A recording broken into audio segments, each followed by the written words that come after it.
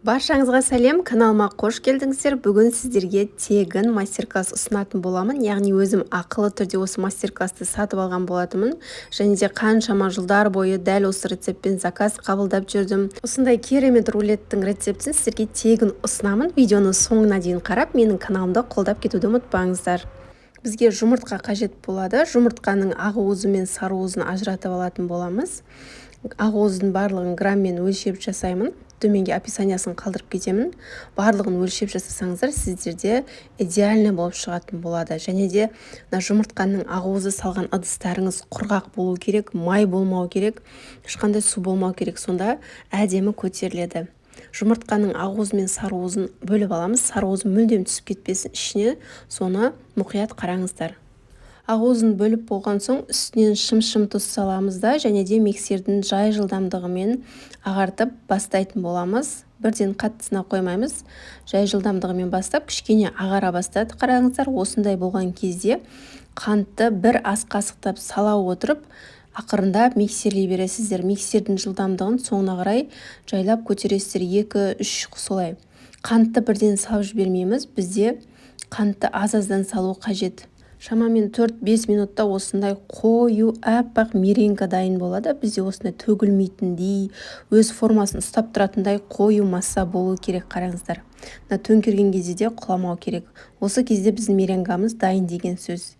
Енді фисташковый мука, яғни бұны кондитерский дүкеннен аласыздар. Фисташковый муканың үстінен кәдімгі қарапайым ұнды да өлшеп саласыздар. Ұнды міндетті түрде ұн илегішпен өткізіп алыңыздар. Содан соң екі массаны екеуін жақсылап араластырып біріктіреміз. Және де осы ақ меренганың үстінен аз-аздан сала отырып лопаткамен араластырамыз. Миксермен араластырмаймыз. Бәрін бірден салып жібермейсіздер. Және де лопатканы төменнен жоғары қарай бір келкі болғанша араластырып шығасыздар. Арасында қалып кетпеу керек. Барлығын мен 3 бөліп салдым. Астынан жоғары қарай көтеріп, осындай бір келкі масса болғанша әдемілеп араластырып аламыз. Және де тез қимылдауымыз керек, өйткені біздің меренгамыз басылып кетпеу керек. Осындай масса болды. Енді формамызға қағаз төсейтін боламыз. Бұл сапалы болу керек, яғни пергаментті бумага сапасыз болса, сіздің рулетіңіз жабысып қалады. Сол үшін сіздерге поклан деген пергаментті бумаганы қолдануға кеңес беремін. Барлығын осылай саламызда, және де шпательдің көмегімен тегістеп шығамыз, өйткені шеті жұқа, ортасы қалың болып қалмау керек. Рулетіміз әдемі болу үшін бір тегіс етіп аласыздар, және де 170 градусқа қызып тұрған пешке саласыздар. Шамамен 15-20 минутта пісіп шығады. Оған дейін біз кремін жасаймыз. Бізге креміне творожный сыр және де сахарный пудра, екеуін бірінші миксерлеп аламыз. Екеуі бірдей бір келкі масса болу керек. Екеуі бір келкі масса болғаннан кейін сливкиді үстінен құйып, тағы да миксерлейміз. Сливки 33-34% сливкилерді қолдансаңыздар болады. Сливкиді құйған соң, бұл да қою болғанша жақсылап миксерлейміз, өз формасын ұстап тұратындай болғанға дейін. Осымен біздің өте оңай креміміз дайын. Кремін дайындап болдық. Енді кішкене крем алып қаламын. Осында кез келген насадканы алып, кішкене крем алып қаламыз. Бетіне әсемдеуге, қалғанын ішіне жағатын боламыз. Мен 2 ас қасық толтырып крем алып қалдым бетіне әсемдегенге.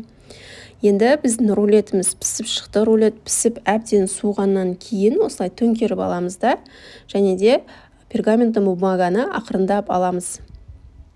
Құрамы тәтті болған соң кішкене осылай жабысады, ақырындап алыңыздар.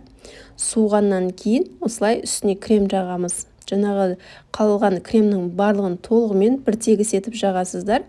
Қалауыңыз бойынша ішіне малина, өзіңіз қалаған затты салсаңыздар болады. Мен құлпынайды осылай кесіп ішіне салып қойдым, ерекше дәм беру үшін. Және де қысып орамаймыз. Осылай орап аласыздар. Еркін түрде осылай сынады, ол қалыпты, рулеттің түрі өз осындай болады. Және де теңдей ортасынан бөліп, және де тағы 2 шетін алып тастайсыздар. Және де өз қалауларыңыз бойынша осылай әсемдеп қоюға болады. Кремді осылай әсемдедім, және де құлпынай қойып шықтым әдемі болу үшін. Ең соңында фисташковый муканы әдемілік ретінде сеуіп қойдым. Міне осымен біздің рулетіміз дайын. Холодильникке 2-3 сағатқа қойып ұсынсаңыздар болады. Ауызға салса ерейтін өте дәмді рулеттердің бірі, менің ең сүйікті рулеттерімнің бірі.